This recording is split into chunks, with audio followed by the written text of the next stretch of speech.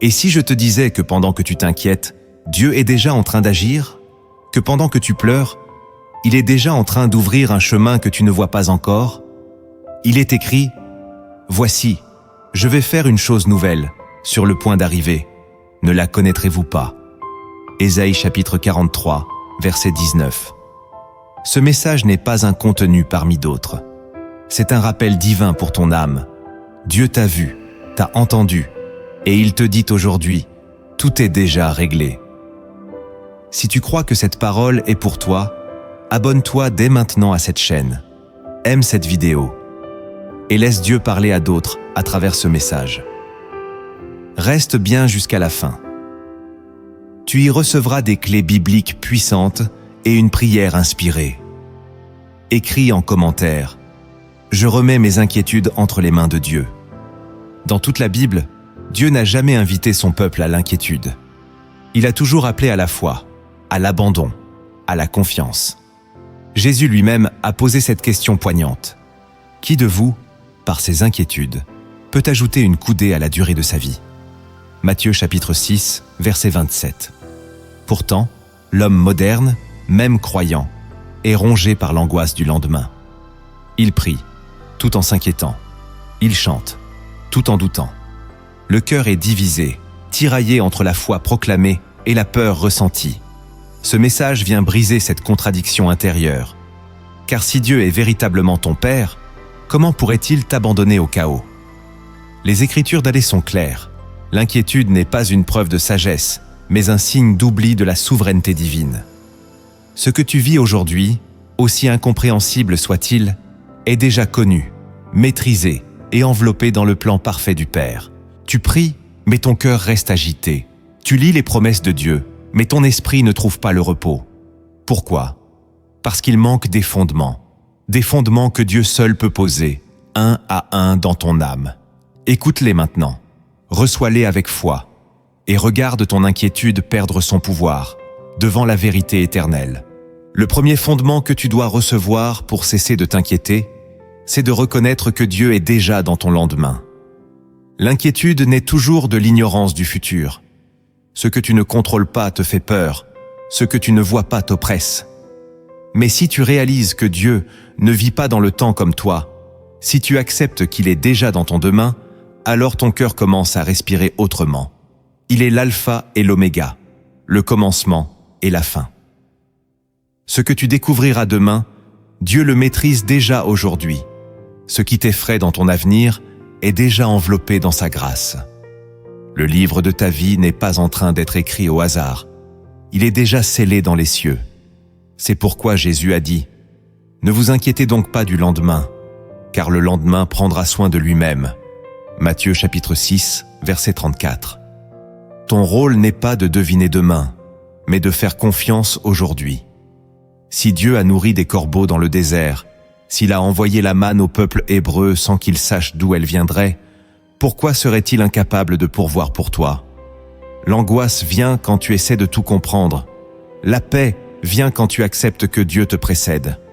L'inquiétude s'éteint quand tu sais que même ce qui est invisible pour toi est visible pour lui. Ton chemin est déjà éclairé de sa lumière, même si toi tu ne vois que l'ombre. Il faut que tu apprennes à respirer dans la présence de Dieu, non dans les calculs de ton esprit. À chaque seconde, sa souveraineté dépasse ton intelligence. Ce que tu appelles imprévu est déjà prévu dans ses plans. Le lendemain n'est pas un ennemi à craindre. C'est un territoire que Dieu a déjà conquis pour toi. Ne lutte plus avec ce que tu ne maîtrises pas. Déclare simplement dans ton cœur « Mon Dieu est déjà là-bas et je n'ai plus peur ». Le deuxième fondement que tu dois recevoir pour cesser de t'inquiéter, c'est de comprendre que ton silence ne signifie pas l'abandon de Dieu. Trop souvent, quand le ciel devient silencieux, l'homme pense qu'il est seul.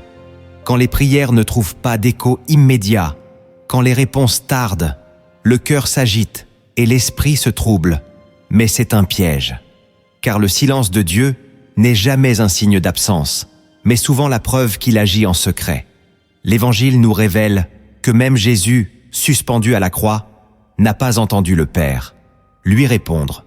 Pourtant, c'est précisément là que s'accomplissait le plus grand des miracles, la rédemption de l'humanité.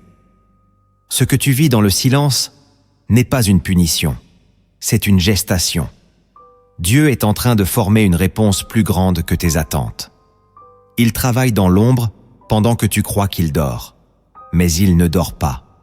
Celui qui garde Israël ne sommeille ni ne dort, dit le psaume 121. Ce que tu ressens comme une distance est souvent une protection. Dieu te garde loin du bruit pour t'attirer dans un lieu plus profond, là où la foi grandit sans béquille. L'inquiétude vient quand tu interprètes mal le silence, mais quand tu l'embrasses comme un processus divin, tu découvres une paix nouvelle. Apprends à aimer les saisons silencieuses, car c'est là que Dieu te purifie, t'émonde, te prépare. Le silence n'est pas un vide, c'est un écrin. Ce n'est pas un désert, c'est un sanctuaire. Là où personne ne t'applaudit, là où rien ne bouge, là où tout semble figé, Dieu t'enseigne la profondeur. Alors cesse de paniquer quand tu n'entends plus sa voix. Il parle parfois plus fort par ce qu'il ne dit pas que par ce qu'il dit. Il veut que tu le fasses confiance, non seulement quand il agit bruyamment, mais aussi quand il construit en silence. Le silence divin est une déclaration. Je suis là, mais je veux que tu avances par la foi. Ne le fuis plus. Repose-toi en lui. Le troisième fondement que tu dois recevoir pour cesser de t'inquiéter, c'est de te souvenir que la fidélité de Dieu ne dépend pas de ta stabilité. L'un des mensonges les plus destructeurs que l'ennemi sème dans ton esprit, c'est de te faire croire que Dieu t'aidera seulement si tu es parfaitement fidèle, parfaitement constant, parfaitement aligné. Mais si tel était le cas, aucun homme dans la Bible n'aurait reçu la grâce. Abraham a douté, Moïse a hésité, David a chuté, Pierre a renié, Thomas a douté, et pourtant, la fidélité de Dieu n'a jamais été révoquée. Pourquoi ? Parce qu'il ne change pas. Si nous sommes infidèles, lui demeure fidèle, car il ne peut se renier lui-même. Deuxième lettre à Timothée, chapitre 2, verset 13. Dieu n'agit pas en fonction de tes humeurs. Il agit selon ses promesses. Même quand tu trembles, il reste ferme. Même quand tu cries, il reste doux. Même quand tu doutes, il reste proche. L'inquiétude grandit quand tu crois que tu dois mériter l'intervention divine. Mais la vérité, c'est que tu dois juste t'en remettre à lui. Dieu n'a pas commencé avec toi pour t'abandonner au milieu du chemin. Il t'a connu avant même que tu le connaisses. Il ne sera pas surpris par tes failles. L'angoisse vient quand tu essaies de gérer seul ta faiblesse. La paix vient quand tu comprends que sa force s'accomplit dans ta faiblesse. Tu n'as pas besoin d'être parfait pour être secouru. Tu as seulement besoin d'être sincère, humble, ouvert. Ce n'est pas ta stabilité qui garantit ta délivrance, c'est sa fidélité. Tant que tu restes sous sa main, même tremblant, il te tiendra. Ce fondement doit être gravé dans ton cœur. Dieu est fidèle, même quand je ne le suis pas pleinement, et cela change tout. Le quatrième fondement que tu dois recevoir pour cesser de t'inquiéter, c'est de croire que ce que Dieu a commencé, il le terminera. L'inquiétude surgit quand tu regardes le chantier de ta vie et que tu ne vois pas encore l'édifice terminé. Tu vois des fondations posées, des murs inachevés, des prières sans réponse, des promesses en attente. Alors tu te dis, et si Dieu m'avait abandonné en cours de route ? Et si ce que j'ai commencé avec foi échouait par manque de force ? Mais écoute cette vérité. Celui qui a commencé en vous cette bonne œuvre la rendra parfaite pour le jour de Jésus-Christ. Philippiens chapitre 1, verset 6. Dieu n'est pas un homme qui abandonne en chemin. Il est l'architecte fidèle. Ce qu'il pose, il le bâtit. Ce qu'il plante, il le fait croître. Ce qu'il promet, il l'accomplit. Ce que tu appelles retard est parfois une étape. Ce que tu crois bloqué est souvent un test. Dieu veut t'apprendre à le suivre même quand les murs ne sont pas encore dressés. Car la foi ne consiste pas à voir l'accomplissement, mais à croire au processus. L'inquiétude vient quand tu fais plus confiance à ton calendrier qu'au plan divin. Mais Dieu ne suit pas ton horloge, il suit sa sagesse. Apprends à voir ton parcours comme une œuvre en construction. Chaque prière, chaque épreuve, chaque silence est une pierre dans l'édifice. Même ce qui semble inutile est nécessaire. Dieu ne t'a pas appelé pour t'abandonner. Il ne commence jamais une œuvre pour la laisser à moitié. Alors lève les yeux, même si tu ne vois encore que des échafaudages. Le bâtiment céleste avance. Et bientôt, tu verras de tes propres yeux ce que ton cœur avait cru. Déclare-le dès maintenant. Ce que Dieu a commencé, il l'achèvera parfaitement. Le 5e fondement que tu dois recevoir pour cesser de t'inquiéter, c'est d'accepter que ton besoin n'échappe jamais à la provision divine. Il y a un mensonge que le monde répète sans cesse, celui du manque. Le manque de ressources, le manque de temps, le manque d'amour, le manque de secours. Et ce manque nourrit l'inquiétude, la peur, l'avidité, le stress. Mais dans le royaume de Dieu, le manque n'a pas le dernier mot. L'Écriture déclare « Mon Dieu pourvoira à tous vos besoins selon sa richesse, avec gloire, en Jésus-Christ. » Philippiens chapitre 4, verset 19. Le problème, c'est que tu regardes ce que tu n'as pas. Au lieu de te tourner vers celui qui peut tout, tu te laisses impressionner par l'absence, alors que la promesse est déjà présente. Ce que tu vis aujourd'hui n'est pas un oubli divin, c'est une opportunité de voir sa main. Il n'y a jamais eu de moment où Dieu ait été dépassé par le besoin de ses enfants. Même dans le désert, il a fait jaillir l'eau du rocher. Même dans la famine, il a envoyé des corbeaux à Élie. Ce que tu traverses est peut-être dur, mais ce n'est pas au-dessus de sa provision. L'angoisse vient quand tu crois que tu dois t'en sortir seul. La paix naît quand tu réalises que ton Père céleste connaît déjà le pain qu'il te faut. Et parfois, il te le donnera de manière inattendue, discrète, surnaturelle. Il veut que tu dépendes de lui, pas du monde. Alors arrête de compter tes pièces, commence à compter sur sa grâce. Il est ton berger, et tu ne manqueras de rien. Même si la coupe est vide aujourd'hui, elle débordera demain. Je choisis de croire que Dieu pourvoira au moment exact, comme il l'a toujours fait. Écris cette phrase en commentaire si tu le crois. Le 6e fondement que tu dois recevoir pour cesser de t'inquiéter, c'est de réaliser que l'épreuve n'annule jamais la promesse. L'un des plus grands pièges de l'âme affaiblie, c'est de croire que la douleur présente est un signe d'échec divin. Quand l'épreuve frappe, quand les circonstances s'assombrissent, tu te demandes où est passé ce que Dieu t'avait promis. Mais la Bible est claire. Les promesses de Dieu ne se plient pas aux tempêtes de la vie. Elles les traversent. Abraham a reçu une promesse de postérité, mais il a dû attendre, souffrir, espérer sans voir. Joseph a reçu un songe de grandeur, mais il a connu la fosse, la trahison, la prison. David a été oint roi, mais il a fui pendant des années avant de monter sur le trône. L'épreuve ne contredit pas la promesse, elle la prépare.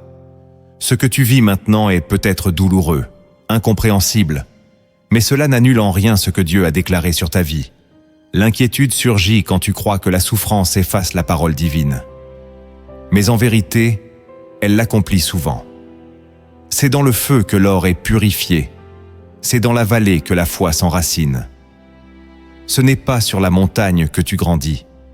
C'est dans l'obscurité où tu choisis de croire encore. Dieu ne t'a pas menti. Ce qu'il a dit, il le fera. Mais il ne te donnera pas une promesse qui détruirait ton âme faute de maturité. L'épreuve t'affine, t'oriente, te fortifie pour recevoir ce qu'il a préparé. L'angoisse diminue quand tu comprends que tu n'es pas abandonné, mais formé. Alors, relève la tête. Même si les vents sont contraires, la parole de Dieu est une ancre. Tu n'as pas besoin de tout comprendre. Tu as juste besoin de t'accrocher à ce qu'il t'a dit. Je déclare aujourd'hui que ce que Dieu a promis, aucun désert ne pourra l'éteindre. Le 7e fondement que tu dois recevoir pour cesser de t'inquiéter, c'est de croire que ton identité en Christ est plus forte que ta saison. Ce que tu traverses ne définit pas qui tu es. Trop souvent, tu confonds ta situation avec ta valeur. Tu passes par une saison de sécheresse. Tu te crois inutile. Tu perds un combat. Tu te crois rejeté. Tu fais face à un échec. Tu te crois disqualifié. Mais Dieu ne t'a jamais identifié par tes épreuves. Il t'a nommé en Christ. Tu es fils, tu es fille, tu es héritier. Ton identité est scellée dans le sang de Jésus. pas dans les circonstances mouvantes de la vie. L'ennemi veut te faire croire que parce que tu souffres, Dieu t'a déclassé. Mais c'est faux. Jésus lui-même a été brisé, rejeté, accablé. Pourtant, il était et demeure le Fils bien-aimé. Ce que tu vis ne change pas ce que tu es. Tu peux être au fond du puits comme Jérémie, et pourtant être encore prophète. Tu peux être dans la fournaise, comme les compagnons de Daniel, et pourtant être encore favorisé. Ce que Dieu dit de toi ne fluctue pas. Tu n'es pas défini par ta dette, ta maladie, ta solitude, ton combat actuel. Tu es défini par la croix. Et à la croix, Dieu a scellé ton identité. Tu es à lui, choisi, racheté. L'inquiétude se nourrit de l'oubli de cette vérité. Mais quand tu te souviens de qui tu es, tu retrouves ta force. Tu n'es pas un orphelin qui mendie une faveur. Tu es un enfant de Dieu, aimé, entouré, porté. Même si la saison est rude, ta position dans le royaume reste intacte. Même si tout vacille autour de toi, ton nom est gravé dans ses paumes. Alors cesse de t'inquiéter. Ce que tu vis est temporaire. Ce que tu es est éternel. Je suis enfant de Dieu, même dans la tempête. Garde cette vérité dans ton cœur. Le 8e fondement que tu dois recevoir pour cesser de t'inquiéter, c'est de comprendre que la paix de Dieu dépasse l'intelligence. Ton problème, ce n'est pas juste ce que tu vis. C'est ce que ton esprit fabrique autour de ce que tu vis. Les pensées s'emballent, les scénarios se multiplient, les peurs s'inventent des futurs qui n'existent pas encore. Et là, l'inquiétude t'envahit. Mais la Bible ne t'appelle pas à gérer tes problèmes avec la logique humaine. Elle t'appelle à recevoir la paix de Dieu, une paix qui ne dépend pas des circonstances, une paix qui descend d'en haut, une paix qui dépasse l'intelligence. Philippiens chapitre 4, verset 7 dit « Et la paix de Dieu, qui surpasse toute intelligence, gardera vos cœurs et vos pensées en Jésus-Christ. » C'est une paix qui ne vient pas d'un raisonnement, mais d'une présence. Elle vient quand tu abandonnes le besoin de tout comprendre. Elle s'installe quand tu remets ton esprit à Dieu, même sans réponse. L'inquiétude vient quand tu veux contrôler. La paix vient quand tu lâches prise. Ce n'est pas de plus de stratégie dont tu as besoin, mais de plus de présence. Le Saint-Esprit peut t'inonder d'une paix qui ne s'explique pas. Même si les choses vont mal autour de toi, ton cœur peut rester calme. Même si tu ne sais pas comment demain va se passer, tu peux dormir en paix, parce que ce n'est plus toi qui tiens ta vie, c'est lui. Alors cesse d'interpréter tout avec ton intelligence. La paix de Dieu n'est pas rationnelle, elle est surnaturelle. Elle ne vient pas quand les choses s'arrangent, elle vient quand tu t'abandonnes. Elle est la preuve que Dieu est avec toi, même quand rien ne va. Je choisis la paix de Dieu, même quand je ne comprends rien, que cette parole t'accompagne. Le 9e fondement que tu dois recevoir pour cesser de t'inquiéter, c'est de croire que Dieu entend chaque soupir, même silencieux. Tu penses parfois que parce que tu n'as pas su prier correctement, parce que tu n'as pas trouvé les bons mots, Dieu ne t'a pas écouté. Mais c'est faux. Il n'écoute pas seulement ta bouche, il entend ton cœur. Il lit dans tes silences. Il saisit tes larmes.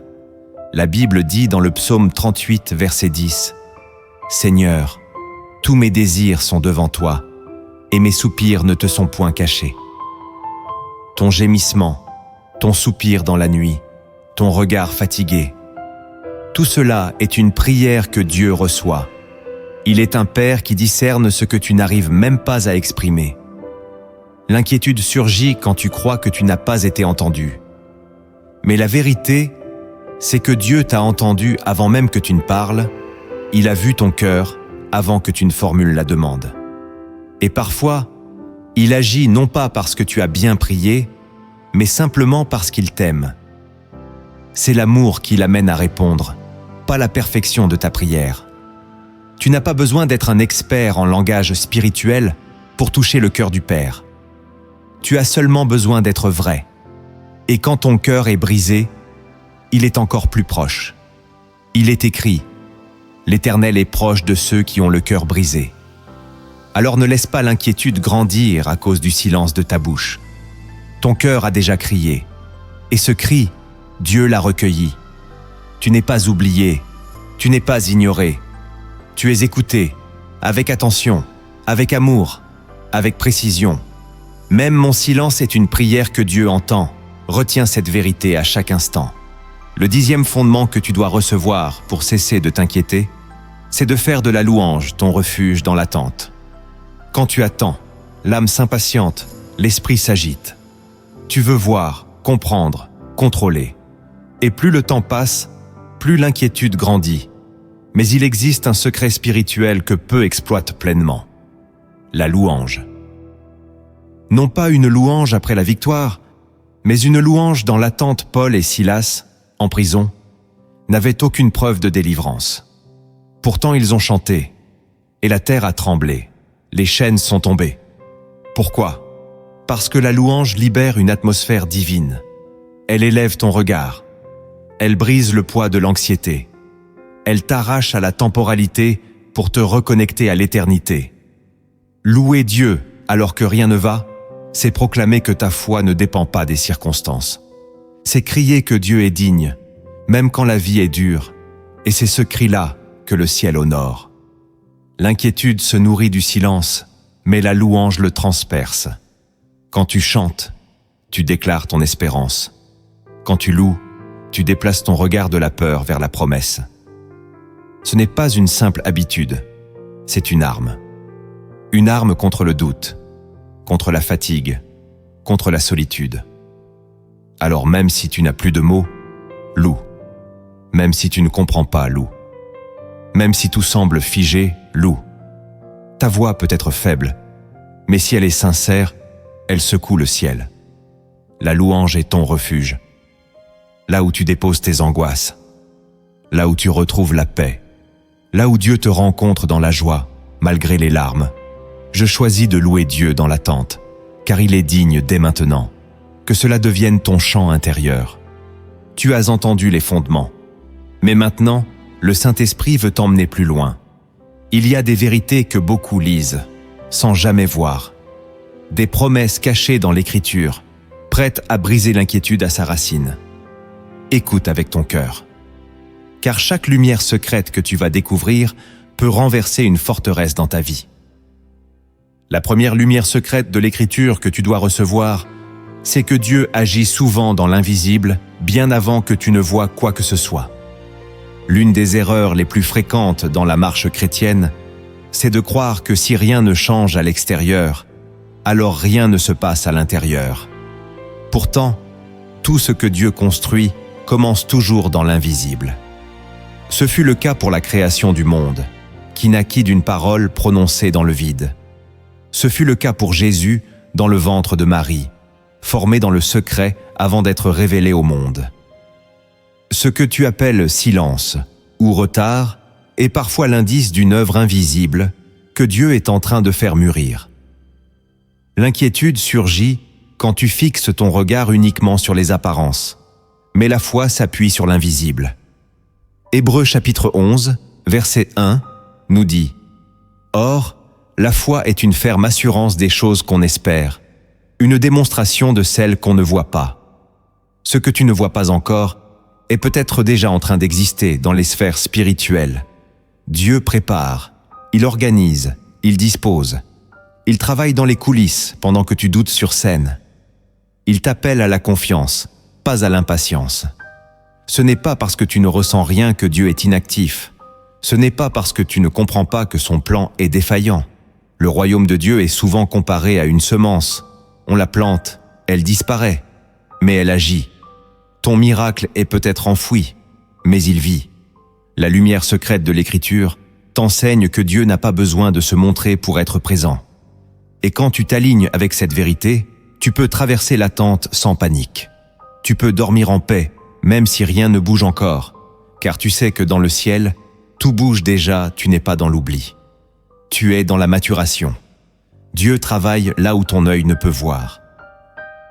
La deuxième lumière secrète de l'Écriture que tu dois recevoir, c'est que ton combat actuel a déjà été vu, pesé et limité par Dieu.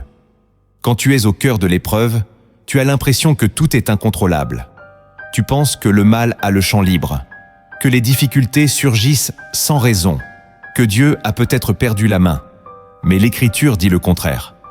Première lettre aux Corinthiens, chapitre 10, verset 13. Dieu est fidèle, et il ne permettra pas que vous soyez tentés au-delà de vos forces. Cela signifie que ton combat est mesuré. Il n'est pas anarchique, il est sous surveillance divine. Ce que tu vis a une limite. Il ne durera pas plus que nécessaire. Il ne détruira pas ce que Dieu a scellé en toi. Ce verset n'est pas une consolation vague, c'est une vérité redoutable. Dieu filtre ce qui entre dans ta vie, et s'il a permis ce feu, c'est qu'il ne te brûlera pas au-delà du supportable. Il t'épurera, te transformera, mais il ne t'écrasera pas. L'inquiétude vient quand tu crois que tout peut arriver, que tu es exposé sans défense. Mais cette lumière secrète te rappelle que tu es protégé par une autorité supérieure. Rien ne franchit le seuil de ta vie sans avoir été mesuré par le Père. Même Job, dans sa douleur, fut préservé d'une destruction complète. Même Paul, dans sa souffrance, reçut une parole. « Ma grâce te suffit ». Le combat que tu vis aujourd'hui n'est pas là pour t'éteindre, mais pour activer une nouvelle dimension de foi. Il est la preuve que Dieu a confiance en ce qu'il a déposé en toi. Tu n'es pas une proie, tu es un soldat. Et ton armure, c'est la promesse que rien ne te dépassera sans que Dieu ait dit oui. Cette vérité éteint l'angoisse à sa racine. Tu n'es pas exposé au hasard, tu es dans le plan du Très-Haut. Ce combat n'aura pas le dernier mot. Dieu l'a pesé. Il sait quand il doit commencer et quand il doit s'arrêter. La troisième lumière secrète de l'Écriture que tu dois recevoir, c'est que le secours de Dieu vient rarement d'où tu l'attends. Tu regardes autour de toi, tu comptes sur des gens, sur des stratégies, sur des repères familiers. Et quand ces choses te déçoivent, tu paniques. Mais Dieu n'a jamais promis que le secours viendrait de là où tu regardes. Il a seulement promis qu'il viendrait. Le psaume 121 commence par ces mots. « Je lève mes yeux vers les montagnes, d'où me viendra le secours? Le secours me vient de l'Éternel, qui a fait les cieux et la terre. » C'est un retournement puissant. Ce que tu attends de la terre, Dieu te l'apportera peut-être par les cieux. Ce que tu cherches chez les hommes, il te l'enverra peut-être par un chemin divin, inattendu, presque étrange. Il est le Dieu qui a envoyé des corbeaux nourrir Élie. Le Dieu qui a ouvert une mer pour faire passer son peuple. Le Dieu qui a utilisé un songe pour sauver Joseph de l'orgueil et de la ruine. Si tu limites le secours de Dieu à ta logique, tu risques de passer à côté de son miracle. Il ne vient pas toujours par la personne à laquelle tu pensais. Il ne passe pas toujours par la porte que tu surveilles. Il peut surgir de l'endroit le plus improbable, car ainsi, personne ne pourra prendre sa gloire. L'inquiétude s'éteint quand tu cesses de surveiller la source et que tu te tournes vers celui qui pourvoit. C'est l'Éternel, pas la méthode, qui est ton secours. La lumière secrète ici, c'est que Dieu aime surprendre. Il aime que tu ouvres ton cœur à l'imprévu, car c'est là qu'il déploie sa gloire. Ton rôle n'est pas de deviner le comment, mais de rester ouvert au quand. Et le quand divin ne manque jamais son rendez-vous.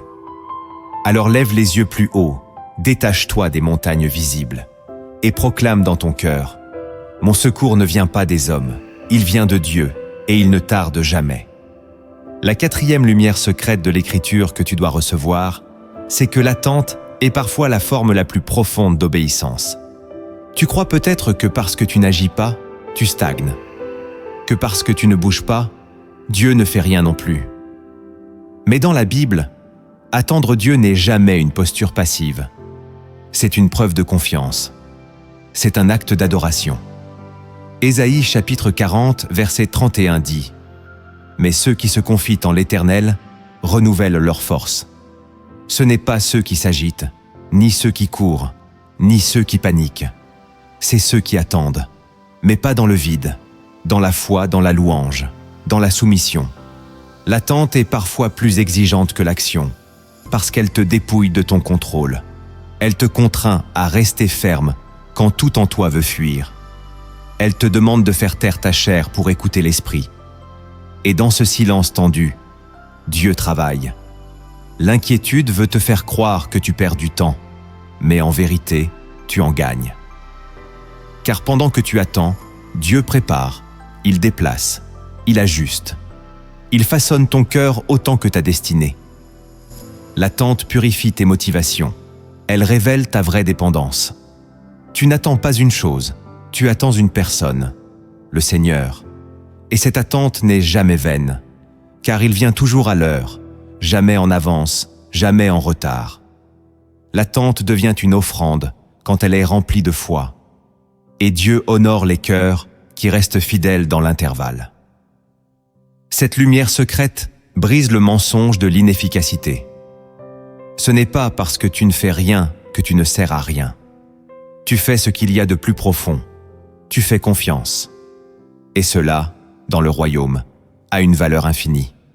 Attendre Dieu, c'est lui dire « Je te laisse la place. Fais à ta manière. » La 5e lumière secrète de l'Écriture que tu dois recevoir, c'est que la paix vient avant la réponse, pas après. Tu attends que Dieu agisse pour être apaisé.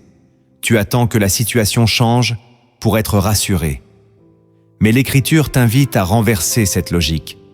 Philippiens chapitre 4, versets 6 et 7 dit « Ne vous inquiétez de rien, et la paix de Dieu gardera vos cœurs. » La paix ne vient pas en récompense de la solution. Elle est un fruit de la confiance. Dieu veut te donner la paix maintenant, avant même que la réponse arrive. Car cette paix est un signe prophétique que le ciel est en mouvement. Si tu reçois la paix, c'est que le Père est déjà en train d'agir. Cette lumière est puissante. Elle te libère du besoin de contrôle. Elle t'enseigne à goûter la paix comme une preuve vivante que tu es entendu. Ce n'est pas l'issue qui doit te rassurer, c'est sa présence. La paix est un cadeau du Saint-Esprit, un bouclier intérieur contre l'agitation extérieure. Elle ne dépend pas de ce que tu vois, elle descend du cœur de Dieu vers le tien, et parfois, elle est la seule chose que tu as. Mais elle suffit, car si tu marches dans la paix, c'est que tu es aligné. Si ton cœur reste en paix, c'est que ton esprit a dit oui à sa souveraineté. L'inquiétude disparaît quand tu acceptes que la paix est un miracle en soi. Tu n'as pas besoin de voir la mer s'ouvrir pour croire. Tu as juste besoin de sentir que Dieu est là, et cela suffit. Reçois cette paix. Ne l'attends pas. Accepte-la comme un signe que tu n'es pas oublié, que tu es soutenu, que tu es aimé. Je choisis la paix maintenant, même sans réponse. Écris cette phrase en commentaire si elle résonne en toi. La 6e lumière secrète de l'Écriture que tu dois recevoir, c'est que Dieu utilise tes faiblesses pour accomplir sa volonté. Tu te regardes et tu vois des limites. Tu vois ton manque de foi, ton manque d'énergie, ton instabilité émotionnelle, tes erreurs passées. Et tu te dis que Dieu ne peut pas vraiment faire quelque chose de grand avec un cœur aussi fragile. Pourtant, l'Écriture affirme l'inverse. Dans 2 Corinthiens chapitre 12, verset 9, Dieu déclare à Paul « Ma grâce te suffit, car ma puissance s'accomplit dans la faiblesse. » Ce verset est un bouleversement total de nos logiques humaines. Nous pensons que Dieu agit quand nous sommes au sommet. Mais lui agit quand nous sommes brisés, dépendants, humbles. Ce n'est pas ton excellence qui attire sa main, c'est ta sincérité. Ce n'est pas ta force qui déclenche l'action divine, c'est ta soumission. L'inquiétude te fait croire que tu dois devenir quelqu'un d'autre pour être utilisé. Mais la vérité, c'est que Dieu utilise précisément ce que tu veux cacher. Moïse bégayait. Jérémie était jeune. Gédéon doutait. Et pourtant, chacun a été l'instrument d'une œuvre puissante. Pourquoi ? Parce que Dieu choisit ce qui est faible pour confondre ce qui est fort. Quand tu acceptes ta faiblesse, tu fais de la place à sa puissance. Quand tu ne t'appuies plus sur toi, tu t'ouvres à lui. Cette lumière secrète te libère. Tu n'as pas besoin d'être parfait pour être utilisé. Tu dois juste être disponible.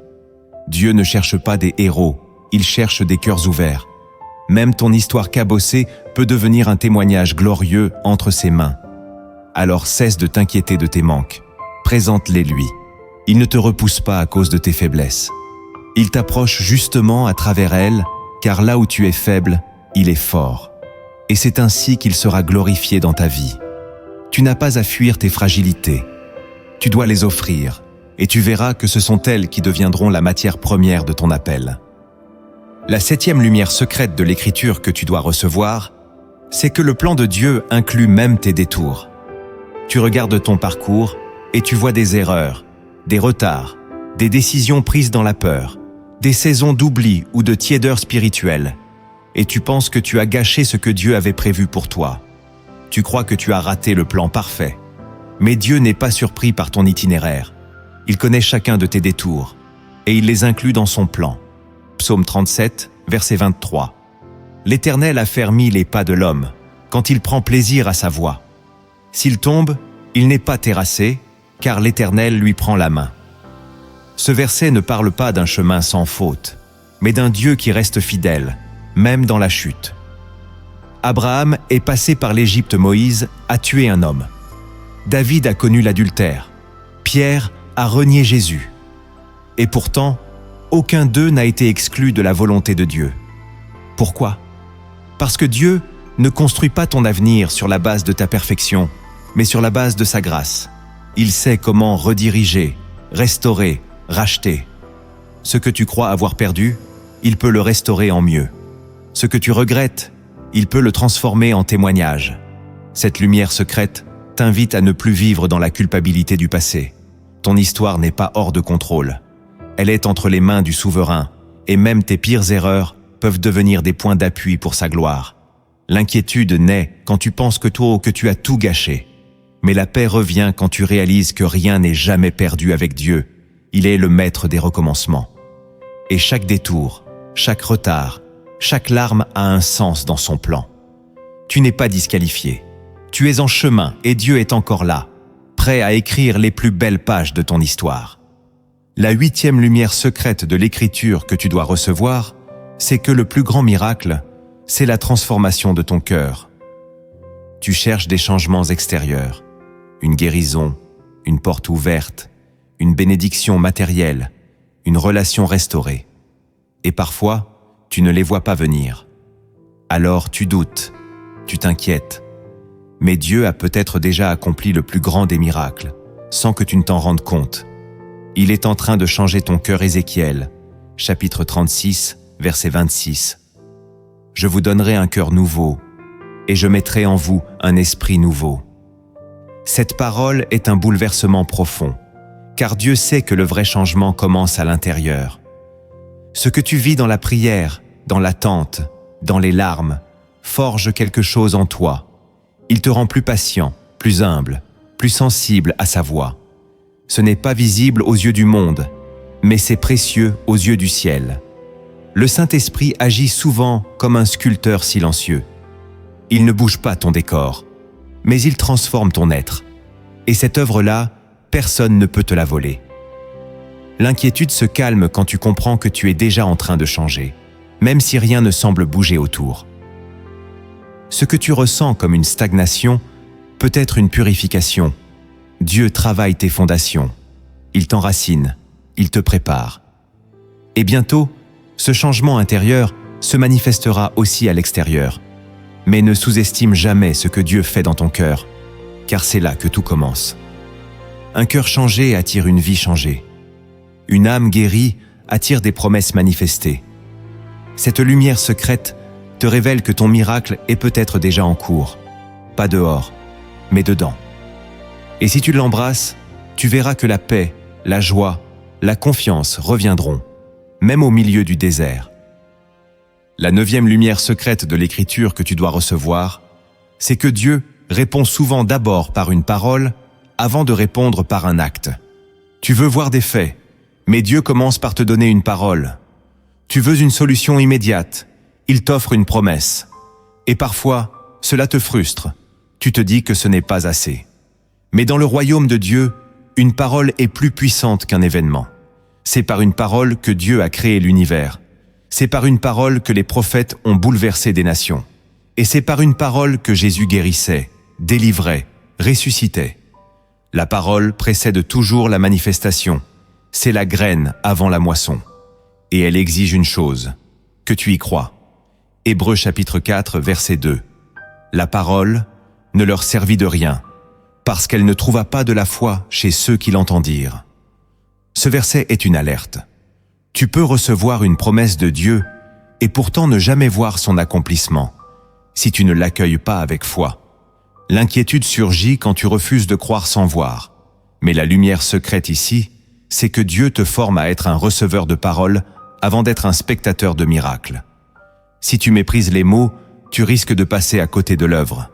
Ce que tu as reçu en prière, ce verset qui t'a parlé, cette parole prophétique discrète, tout cela est peut-être déjà une réponse, et si tu t'y accroches, elle produira son fruit. Dieu ne parle pas pour remplir l'espace. Il parle pour transformer, guérir, libérer. Alors sois attentif. N'attends pas un acte spectaculaire. Reçois la parole, crois-la, médite-la, déclare-la, et regarde-la devenir chère dans ta vie. Dieu agit toujours selon sa parole, et sa parole est vivante.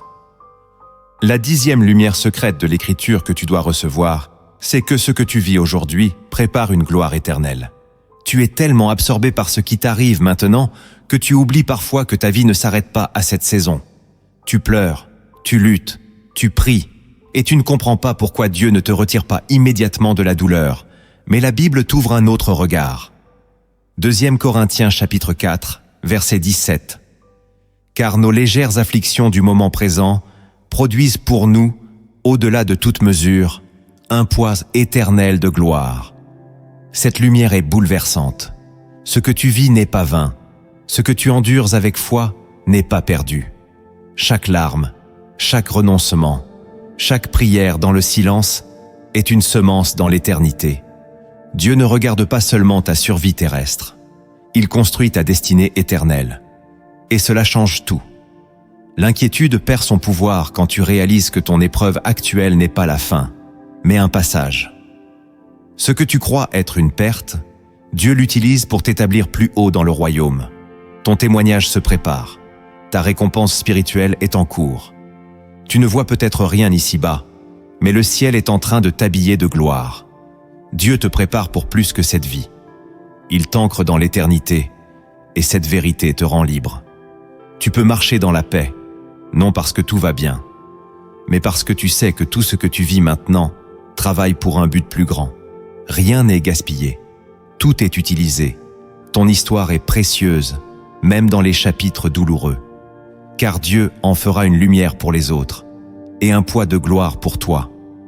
Tu as entendu la vérité, tu l'as reçue dans ton esprit. Mais maintenant, tu dois marcher, car ce n'est pas la connaissance seule qui libère, c'est l'alignement. Chaque chemin que tu vas découvrir ici est une réponse concrète à poser devant Dieu. Ne les écoute pas seulement, pratique-les, et tu verras la paix de Dieu envahir ta vie. Le premier chemin d'alignement avec la volonté de Dieu, c'est d'arrêter de vivre comme si tu étais seul.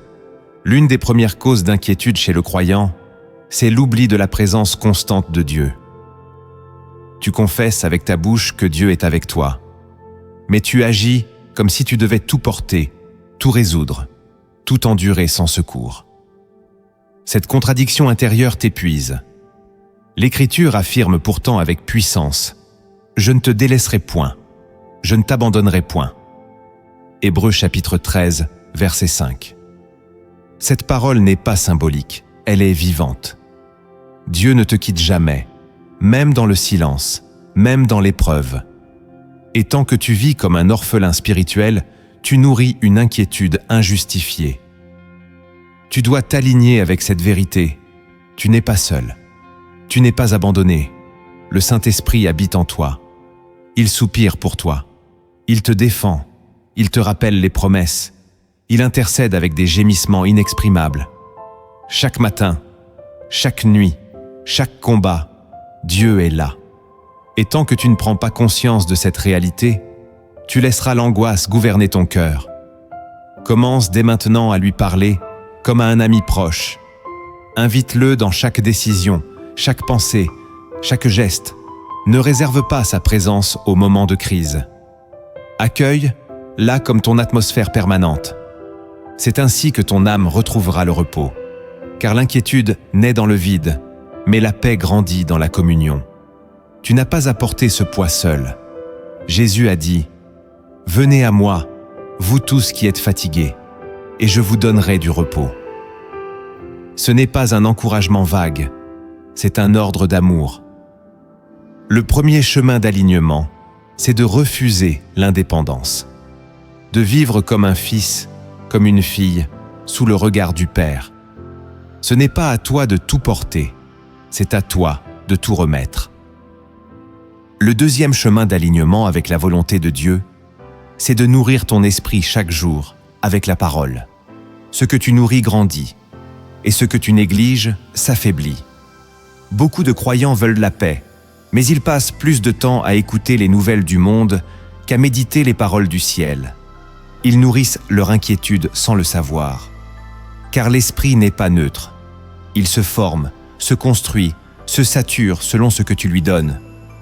Jésus dit « L'homme ne vivra pas de pain seulement, mais de toute parole qui sort de la bouche de Dieu. » Matthieu chapitre 4, verset 4. Si tu veux aligner ton cœur avec la volonté divine, tu dois choisir ce que tu laisses entrer dans ton esprit. Les réseaux sociaux, les conversations anxieuses, les projections négatives, tout cela façonne ton intérieur. Mais la parole, elle, purifie, éclaire, renverse les raisonnements humains. Elle te rappelle les promesses, elle expose les mensonges, elle établit la paix dans tes fondations. Lire la Bible n'est pas un devoir religieux, c'est une respiration spirituelle. Sans elle, ton âme étouffe. Chaque jour, prends au moins un verset. Médite-le, répète-le, laisse-le s'enraciner.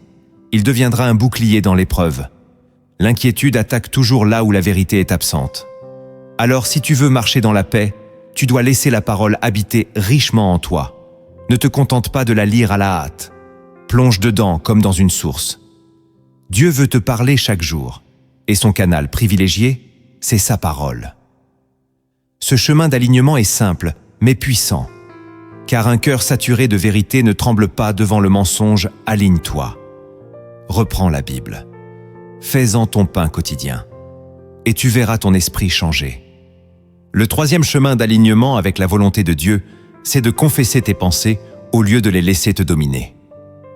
L'un des pièges les plus subtils de l'ennemi, c'est de t'isoler à l'intérieur de toi-même. Tu vis un tourment, une peur, une angoisse, et au lieu d'en parler, tu l'enfermes, tu rumines, tu tournes en rond, tu t'étouffes dans le silence. Mais Dieu ne t'a pas créé pour être une forteresse close. Il t'a créé pour parler, pour libérer, pour confesser. L'Écriture dit « Déchargez-vous sur lui de tous vos soucis, car il prend soin de vous. » Première lettre de Pierre, chapitre 5, verset 7. Ce n'est pas une jolie phrase, c'est une invitation à la libération. Tu n'es pas obligé de garder tout en toi. Tu peux exprimer ta peur. Tu peux avouer ton doute. Tu peux nommer ta tristesse. Et dans cet acte, Dieu te rencontre. Il ne méprise pas tes émotions. Il les écoute, il les prend, il les porte. Mais tant que tu gardes tout à l'intérieur, l'ennemi a un terrain fertile pour semer des mensonges. La confession libère la pression. Elle ouvre la porte à la paix. Ce chemin d'alignement consiste à parler à Dieu comme à un confident, sans filtre, sans masque, sans rituel. Et parfois, il t'amènera aussi à parler à un frère, à une sœur, à un berger. Car dans la lumière, la peur se dissout. Ne laisse plus tes pensées t'écraser. Prends le dessus, ouvre ta bouche, confesse ce qui te ronge et laisse Dieu te répondre par sa présence. Tu verras que la parole libère plus que le silence, et qu'en exposant ton trouble, tu accueilles la paix. Le quatrième chemin d'alignement avec la volonté de Dieu, c'est de sanctifier ton environnement. Ton âme cherche la paix, mais ton environnement crie le désordre. Tu dis vouloir te rapprocher de Dieu, Mais ton espace est saturé de distractions, de bruit, d'influences contraires. Dieu est saint. Et sa paix ne descend pas dans le chaos. Elle s'installe dans un cœur, dans un lieu, dans une atmosphère préparée. L'Écriture dit « Soyez saints, car je suis saint ». Première lettre de Pierre chapitre 1, verset 16. Cela commence aussi par l'environnement. Ce que tu regardes, ce que tu écoutes, ce que tu tolères dans ton espace quotidien façonne ta paix. Tu ne peux pas inviter Dieu et en même temps nourrir ton esprit de contenu qui le repousse. La paix ne cohabite pas avec la confusion. Elle a besoin d'un sanctuaire. Ce chemin d'alignement t'appelle à faire le tri, à mettre de côté ce qui éteint l'esprit, à purifier ton espace, ton agenda, tes amitiés si nécessaire, non pas par peur, mais par amour. Car ce que tu gardes autour de toi finit par entrer en toi. Sanctifie ton atmosphère, et tu verras que la paix viendra sans que tu aies à la chercher. Dieu aime habiter les lieux qui l'honorent. Ce n'est pas de la religiosité, c'est de la sagesse spirituelle. Tu n'invites pas un roi dans une pièce en désordre, tu prépares le lieu. Alors, prépare ton cœur, mais aussi ton environnement. Aligne-le avec le ciel, et la paix s'y installera comme une douce présence. Le 5e chemin d'alignement avec la volonté de Dieu, c'est de pratiquer la reconnaissance, même dans le manque. Rien ne désarme l'inquiétude comme la gratitude. C'est un mystère spirituel profond. Quand tu remercies Dieu, même sans avoir encore tout ce que tu demandes, tu renverses les lois de la logique humaine. Tu dis au ciel « Je te fais confiance, même maintenant ». Et cela bouleverse le trône de Dieu. Philippiens chapitre 4, verset 6. Faites connaître vos besoins à Dieu par des prières et des supplications, avec des actions de grâce. Même dans la supplication, il y a de la reconnaissance. Pas seulement pour ce que Dieu fera, mais pour ce qu'il a déjà fait. Et cette posture te repositionne. Tu cesses de regarder ce que tu n'as pas, et tu ouvres les yeux sur ce que tu possèdes déjà. La reconnaissance est une arme contre la plainte, contre l'angoisse, contre l'aigreur. Elle ramène ton cœur dans l'adoration. Ce chemin d'alignement est puissant. Il ne demande pas des circonstances idéales. Il demande une décision intérieure. Remercie pour ta respiration, pour chaque jour de vie, pour les délivrances passées, pour le pardon reçu, pour la croix. Et même pour cette épreuve, si elle te rapproche de Dieu, la reconnaissance fait de ton désert un autel. Elle transforme la plainte en louange, et Dieu habite au milieu des louanges. Si tu veux la paix, commence par remercier, même les larmes aux yeux, même sans comprendre. Car en remerciant, tu déclares « Je crois que tu règnes, même ici ». Et cette déclaration attire le ciel sur ta vie. Le 6e chemin d'alignement avec la volonté de Dieu, c'est de ne pas t'attendre à comprendre tout ce que tu vis. L'inquiétude prospère dans les zones floues de la vie, là où ton intelligence bute contre les murs de l'invisible. Tu veux que tout ait un sens, tu cherches des explications, tu veux comprendre pourquoi cela t'arrive, mais Dieu ne t'a jamais promis que tu comprendrais tout. Il t'a promis qu'il serait avec toi. Proverbes chapitre 3, versets 5 et 6. Confie-toi en l'Éternel de tout ton cœur, et ne t'appuie pas sur ta sagesse. Reconnais-le dans toutes tes voies, et il aplanira tes sentiers. Ce verset est une clé. Ce n'est pas ton intelligence qui ouvre la paix, c'est ta confiance. Ce chemin d'alignement t'appelle à renoncer au besoin de tout expliquer, à ne plus attendre d'avoir des réponses pour obéir. Car la foi commence là où la logique s'arrête. Tu peux pleurer sans comprendre. Tu peux avancer sans tout voir, et tu peux adorer sans tout saisir. Dieu reste Dieu, même quand rien ne fait sens. L'inquiétude diminue quand tu acceptes que ce n'est pas à toi de tout décoder. Ce n'est pas ton devoir de tout comprendre, mais de tout lui confier. Et quand tu acceptes cela, tu fais taire la tempête dans ton âme.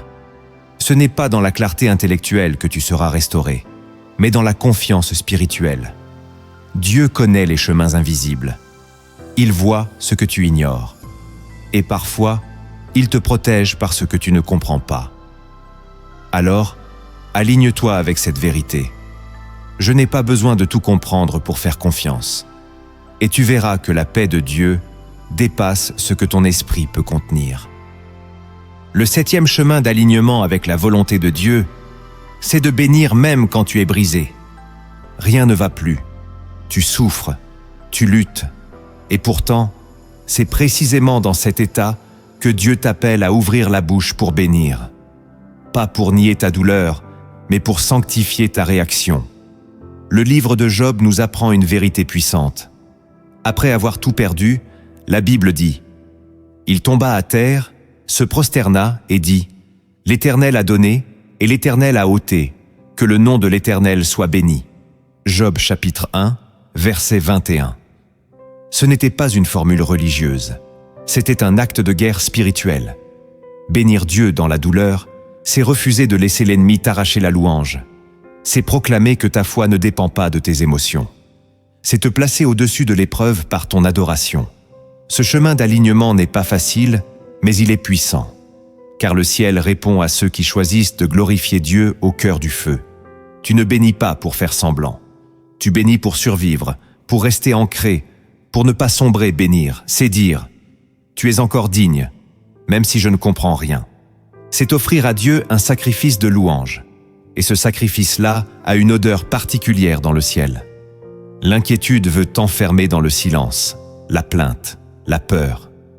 Mais la bénédiction brise ce cycle. Elle te connecte à une dimension supérieure. Elle libère ton esprit du joug émotionnel. Elle attire la paix. Ce n'est pas en niant ton chagrin que tu t'élèves. C'est en louant au milieu de lui. Et cette louange devient ton refuge. Aligne-toi avec ce cri du cœur. Je choisis de bénir Dieu, même dans la brisure. Car c'est là que l'huile coule, que l'esprit descend, que la paix surnaturelle envahit ton âme. Parfois, une histoire peut dire ce qu'aucun enseignement ne peut graver. Car les paraboles parlent au cœur. Elles pénètrent là où les raisonnements échouent. Ce que tu vas entendre maintenant n'est pas un conte. C'est un miroir céleste, une révélation voilée dans le simple. Écoute cette parabole et demande au Saint-Esprit de t'en dévoiler le sens profond. Il était une fois un jeune homme nommé Nathan, fils d'un berger simple et pieux. Dès son enfance, Nathan avait entendu son père lui dire « Mon fils, fais confiance à Dieu, même quand tu ne comprends pas ses voies. » Mais Nathan, intelligent et curieux, voulait toujours tout comprendre, tout contrôler, tout anticiper. Il avait foi en Dieu, oui, mais une foi conditionnée par la logique et les résultats visibles. Un jour, une grande sécheresse frappa le village. Les champs s'asséchèrent, les puits se tarirent et les animaux tombèrent un à un. Nathan, pris de panique, supplia Dieu jour et nuit. Il voulait une réponse rapide, un miracle tangible. Mais rien ne changeait. Alors il commença à douter. Il dit à Dieu, « Pourquoi ne fais-tu rien? Ne vois-tu pas ma fidélité, mon obéissance, mes prières ?» Le ciel resta silencieux. Nathan décida alors de quitter le village pour chercher une solution ailleurs. Il marcha pendant plusieurs jours dans un désert aride, jusqu'à ce qu'il tombe d'épuisement. Là, allongé sur le sable brûlant, il vit un vieil homme approcher. L'homme avait les yeux remplis de paix et portait une cruche d'eau. Sans un mot, il tendit la cruche à Nathan. Celui-ci but, pleura, puis demanda « Qui es-tu » L'homme répondit simplement « Je suis celui que Dieu t'a envoyé bien avant ta soif. » Tu ne le voyais pas, mais il avait déjà pourvu. Avant de disparaître dans la lumière, le vieil homme ajouta « Tu n'as jamais été seul. C'est ton besoin de comprendre qui t'a éloigné. Apprends à faire confiance avant de voir. » Revenu au village, Nathan découvrit que la pluie était tombée pendant son absence. Le champ de son père portait à nouveau du fruit. Ses voisins racontaient tous comment Dieu avait agi soudainement, sans avertir, alors que tous avaient cessé de lutter et commencé à louer. Ce jour-là, Nathan comprit. Ce n'est pas l'intelligence qui ouvre les cieux, mais la foi nue, celle qui dit « Même si je ne vois rien, je sais que tu agis. » Et depuis ce jour, il cessa de s'inquiéter. Il choisit de marcher les yeux fermés, tant que son cœur restait ouvert. Cette parabole te rappelle que l'inquiétude vient souvent de ton besoin d'explication. Comme Nathan, tu veux des preuves, des signes, des réponses. Mais Dieu agit souvent dans le silence, dans l'attente, dans l'invisible. Il a déjà envoyé la cruche, déjà préparé la pluie, déjà mis en route le secours, mais tu ne le vois pas encore. Et si tu t'obstines à vouloir comprendre avant de faire confiance, tu risques de passer à côté de l'action divine. Ce que Dieu cherche, c'est une foi qui obéit sans voir, un cœur qui bénit sans comprendre, une paix qui repose sur sa parole et non sur les circonstances. Comme Nathan, tu dois revenir à cette vérité. Dieu a déjà réglé ce que tu t'apprêtais à fuir. Ce que tu vis maintenant prépare un témoignage. Alors, ne t'agite plus. Bois à la cruche invisible. Et laisse la foi te conduire jusqu'à la pluie. Tu sais maintenant que Dieu n'attend pas que tu comprennes tout pour agir. Il ne se laisse pas limiter par tes délais, ni par tes doutes. Il te demande simplement d'entrer dans un alignement profond avec sa paix. Il ne veut pas juste calmer tes inquiétudes momentanées. Il veut t'apprendre à vivre dans un état de confiance permanente. Ce que tu as entendu aujourd'hui n'est pas une parole parmi d'autres, c'est un rappel céleste. Un rappel que tu n'es pas seul, que rien ne lui échappe et que sa volonté te précède. Même si tout semble figé autour de toi, il travaille déjà dans l'invisible, et même si ton cœur chancelle parfois, son alliance avec toi reste intacte. Tu n'as pas à tout gérer, tu as simplement à tout lui remettre maintenant. Entre dans la prière. Ouvre ton esprit et laisse le Saint-Esprit restaurer ton âme. Avant de prier, respire profondément. Libère-toi de ce que tu portes. Cette prière n'est pas une récitation, c'est un moment d'intimité, un cœur à cœur avec ton Père. Ne l'écoute pas seulement, vis-la, dis-la avec moi. Laisse chaque mot te traverser et laisse la paix de Dieu te remplir. Seigneur mon Dieu, toi qui règnes au-dessus du tumulte, je viens devant toi tel que je suis. Je viens avec mes charges, mes inquiétudes, mes nœuds intérieurs, mes attentes trop lourdes pour mes propres épaules. Je viens avec mes silences pleins de questions, avec mes nuits sans sommeil, avec mes jours trop longs et mes espoirs trop courts. Je dépose tout cela à tes pieds. Je ne veux plus faire semblant. Je ne veux plus prétendre être fort. Je reconnais ma fragilité, ma fatigue, mon incapacité à porter seul le poids de ma propre vie, Père. Toi seul peux soulager ce que nul ne comprend. Alors je t'ouvre chaque recoin de mon cœur. Viens toucher les zones où j'ai douté. Viens parler là où j'ai trop raisonné. Viens rassurer là où j'ai eu peur. Seigneur, je t'invite dans mes pensées, dans mes réflexes, dans mes raisonnements. Démolis ce qui n'a pas été bâti sur ta paix et reconstruis-moi selon ta parole. Je te bénis pour ton amour constant, même lorsque je vacille. Je te loue parce que ta fidélité ne dépend pas de ma stabilité. Tu es resté près de moi quand je ne t'écoutais plus. Tu m'as protégé, même lorsque je voulais fuir. Aujourd'hui, je choisis de ne plus résister. Je te tends mes deux mains. J'abandonne mon besoin de tout comprendre. J'abandonne mon obsession du résultat. J'abandonne mon calendrier, mon agenda, mes calculs. Et je te remets tout. Ce que je vois, ce que je ne vois pas, ce que je prévois, ce que je redoute. Je te donne mes projets. Je te donne mes enfants, ma famille, mes finances, ma santé, mes décisions. Je te donne mes erreurs passées et mes attentes d'avenir. Prends-les, Seigneur. Fais-en ce que toi seul peux faire. Même si je ne sais pas comment tu agiras, je décide aujourd'hui de te faire confiance. Saint-Esprit, descends dans ma maison intérieure. Nettoie ce qui doit être purifié. Détruis les forteresses d'anxiété, les murs de suspicion, les réflexes de peur. Donne-moi une paix que je ne comprends pas, mais que je peux ressentir. Une paix qui m'apaise dans l'épreuve. Une paix qui m'enseigne à marcher au rythme de ta voix, non de mes pulsions. Donne-moi une foi qui ne se retire pas quand les circonstances s'assombrissent. Une foi qui continue de croire même quand rien ne bouge encore.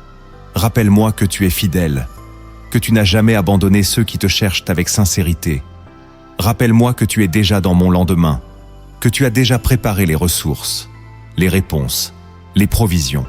Aide-moi à marcher dans l'obéissance, même dans le désert, à ne pas retourner en arrière sous la pression de mes peurs, à tenir, à louer, à espérer.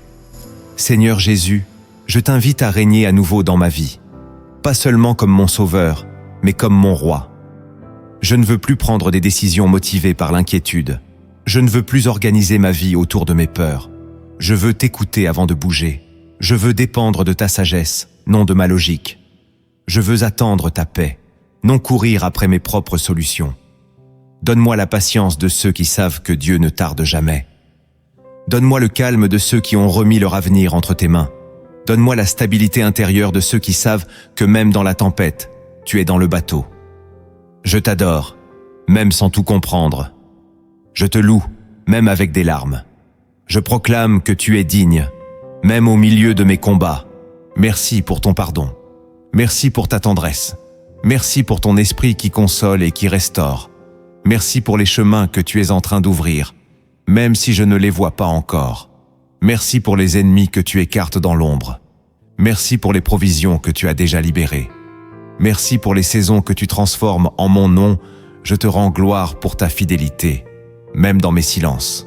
Je t'élève parce que tu es Dieu, et je ne veux plus m'inquiéter comme si tu ne l'étais pas. Aujourd'hui, je déclare que je suis libre, libre de cette angoisse qui m'épuise, libre de cette tension qui m'éloigne de toi, libre de cette pensée qui veut toujours tout contrôler. Je te donne le contrôle. Je te donne ma foi. Je te donne mes nuits, mes journées, mes chemins. Reçois tout, Père, et remplis-moi de ta paix.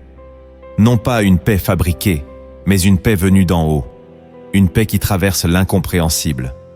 Une paix qui devient ma respiration. Je te loue, je te confie tout. Et je choisis de te faire confiance. Maintenant, demain, et pour l'éternité. Amen. Si cette prière a touché ton cœur, alors ne garde pas ce message pour toi. Partage cette vidéo avec quelqu'un que tu sens chargé, inquiet, épuisé. Abonne-toi à cette chaîne pour recevoir d'autres paroles qui t'alignent avec la volonté du Père. Et écris en commentaire. Je choisis de marcher dans la paix de Dieu, même quand tout semble incertain.